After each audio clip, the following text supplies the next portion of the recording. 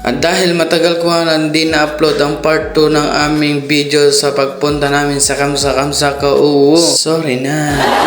So yan nga mga Kauwo, patuloy pa rin kaming namimili nila Alex at saka ang kanyang asawa Kauwo. Siyempre ako lang yung mag-isa. Wow, sana all. At naghahanap nga kami ng panglinis sa bahay Kauwo. Ayan na nga yung ala nung ginagawa mo, Diyos ko.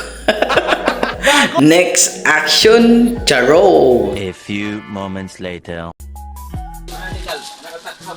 Sige na, agala ka na. Okay na tayo. Uy.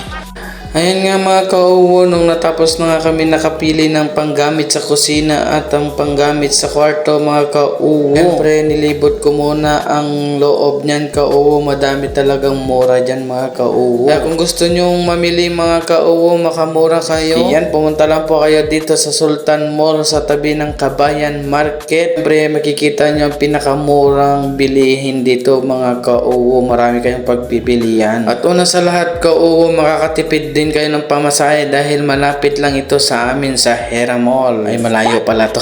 Sorry na uwo. Ayan, namimili pa rin yung dalawang mag-asawa mga Kauwo. Sana all may kasama. Wow. Ako naman Kauwo, naghahanap ako ng sapatos. So may nakita nga ako dito. So anong size kaya nito mga Kauwo? Ayan yung napili ko Kauwo. Ayan, may part 3 pa ito. Kaya abangan nyo. Uwo. Pahabol. God bless us all.